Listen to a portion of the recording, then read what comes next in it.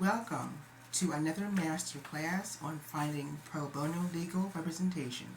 Today we'll explore real-life case studies that illustrate on how individuals like Brent Marlin and Yasha Alwyn navigated the legal system to secure free legal aid. First, let's delve into Brent Marlin's story. He found himself in a dire situation after a serious car accident left him injured while facing eviction. Armed with documents, Brent sought assistance from Disabled Legal Aid in Philadelphia. Dave, please expound. Yes, Brent Marlin was going through an eviction process. At the same time, he had been involved in a serious car accident. We recommended to Brent that he contact the legal clinic for disabled in Philadelphia. He was able to produce his medical documentation from the car accident and was able to secure a lawyer to represent him in his landlord eviction case. By way of further information, case studies show that only 20% of the people that reach out to legal aid organizations wind up getting an attorney. The other 80% fall through the cracks. So this is one way of obtaining a lawyer in this particular situation. Brent's case highlights the importance of providing documentation to support your legal needs. Now let's shift our focus to Yasha Alwyn, who faced a complex legal challenge in federal court. Yes, Yasha was convicted in Philadelphia years ago in a murder case. His family was able to help him get private attorneys to represent him on his appeals. Fortunately, he was not successful. By the time he reached out to us, he was on the last stage of his appeals in federal court. And in federal court, you're not entitled to an attorney. And there is a way to file a motion to request an appointment of counsel if you meet the financial threshold and also can show you have some merits in your case to justify the court appointing an attorney. And the attorneys are usually selected from high-profile law firms. In this case, we were able to file the motion and were successful and were able to get Yasha an attorney. And so we're waiting to find out what the outcome of this case is going to be. Yasha's experience underscores the value of seeking assistance from organizations like Legal Eagles when facing daunting legal hurdles. Remember, Legal Eagles are here to empower you with the knowledge and resources needed to access justice. Please expound on the case of Tyree Wallace. Yes, Tyree Wallace is currently incarcerated at SCI Phoenix. He has, by his own accord, started a social media campaign and organized some protest, and throughout the process gained awareness from different organizations, advocates, paralegals, and was able to get the attention of Keir Bradley Gray, who's now running for Attorney General. At the time, she was in a private law firm, and also Attorney David Perry from Blank Rome. The secret tip here is in Tyree's case, because he was able to generate awareness, and he did have something with the Innocence Project pending. The Innocence Project a lot of times will reach out to law firms and attorneys when they are looking for people to help out with the investigation or the case. And so Tyree was able to get two attorneys. He got attorney David Perry, who was not even a criminal defense attorney but an intellectual practice attorney, and he got Keir Bradley Gray, who was a former Philadelphia public defender and also now running for Attorney General.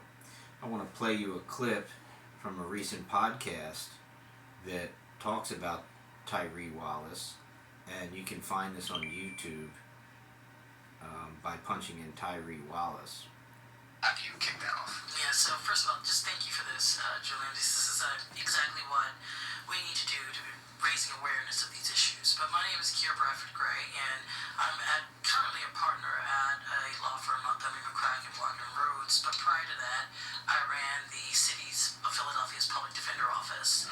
And before that, I ran Montgomery County's public defender office. And I've been a public defender pretty much my entire career, both state and federal practices. So I'm really in this as a subject matter expert in terms of the criminal justice process and looking at what happened here during the trial. Quick question on that, if you don't mind. As someone who's obviously an expert in public defenders, a lot of times guys like me who aren't lawyers, we hear about cases like this, especially when it's people who don't have money and means, and it's easy to kind of punchline the whole public defender thing.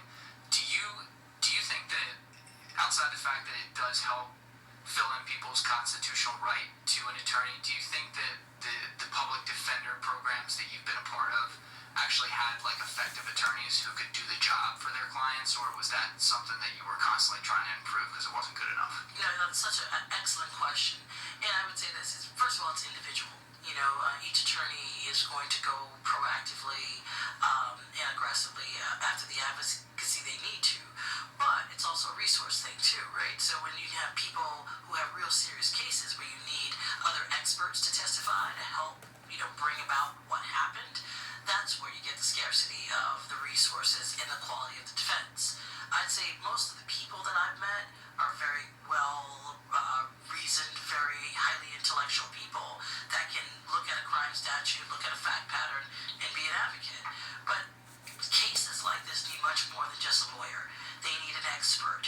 They need forensics. They need people who can go out and take pictures and do real, thorough investigations. That costs money, and many public defender offices don't have a budget to support those types of defenses or what it takes to truly, and I say this tongue-in-cheek, prove someone's innocence. Right? You're not supposed to have to prove your innocence. The government is supposed to prove your guilt, but generally it works the other way around. You're accused, and it. I want to stop the video right here and point out that there has been a recent bill that has passed now funding the public defenders throughout the state of Pennsylvania. And so hopefully this will address this issue that Keir Bradley Gray is talking about in the podcast. Seems like you're guilty until proven innocent.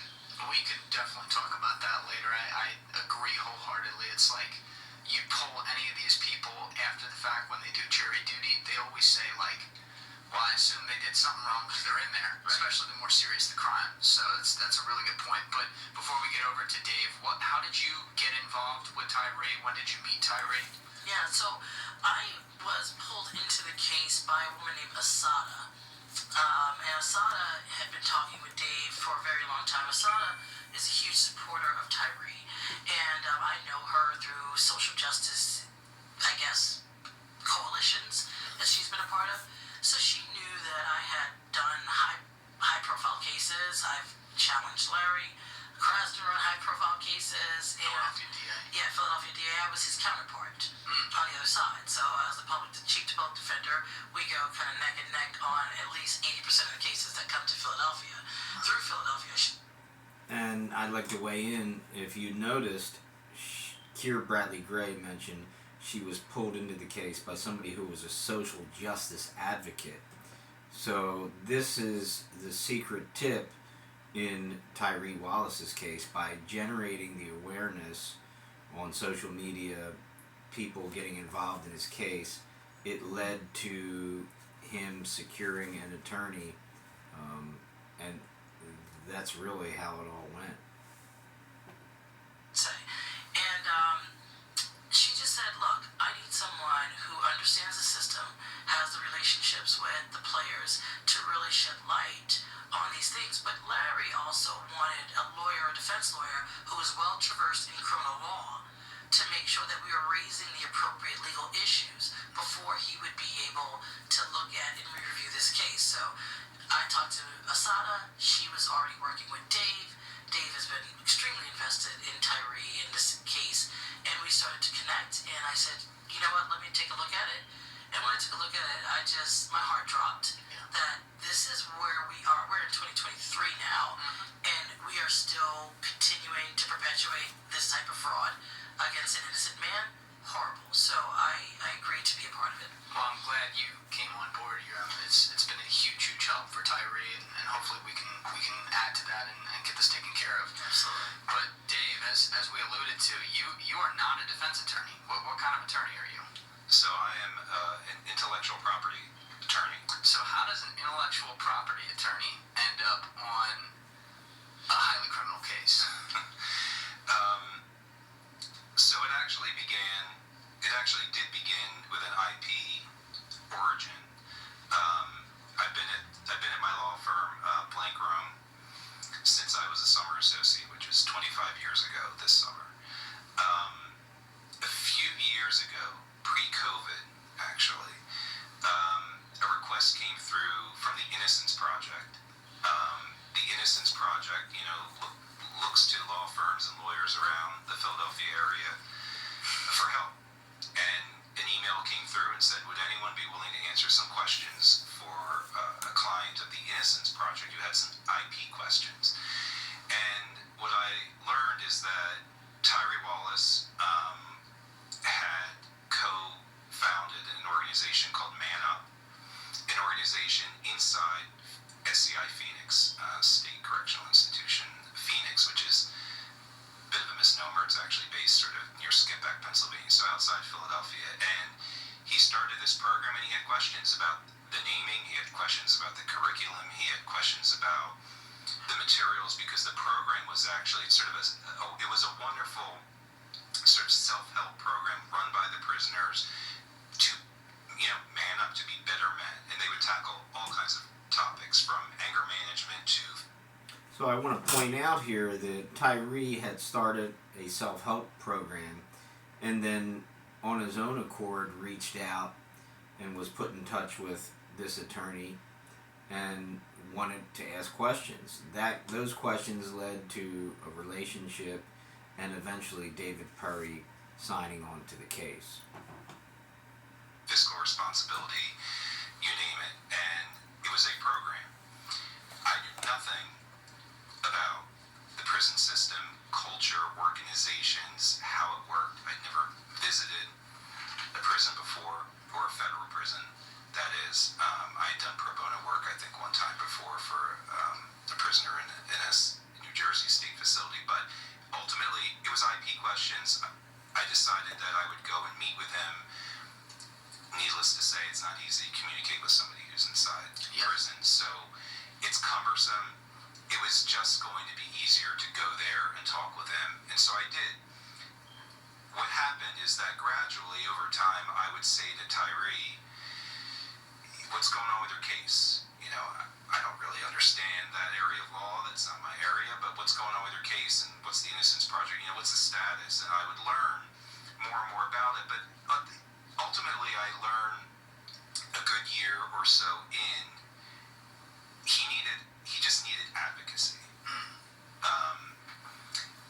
And Tyree will tell you about me, he's like, you were a little guarded about that because, lawyers are cautious and that's not my lane. This is not my lane.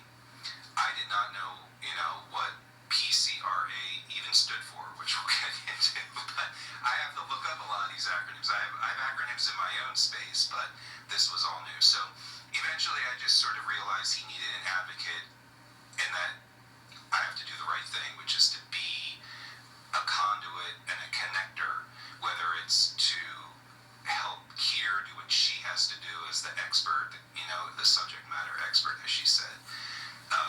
So basically, it had an IP origin. It morphed into sort of using my platform. Blank Room's a great law firm with a lot of resources. And so I want to just say that the firm Blank Room is also in my book, Where to Find a Pro Bono Attorney. And this book is an excellent resource. You can find it online at writersrepublic.com, Amazon, Barnes & Noble. You can get the PDF version for as little as $3.99. Paperback version is $99. And as you can see, it is just a complete guide of attorneys, bios, resumes, emails, websites, addresses, phone numbers, links to help you find a pro bono attorney. I hope this masterclass revealed some good tips on how to find a pro bono attorney. Join us next time for more Legal Eagles insights. Until then, stay informed and empowered. This is your host, signing off.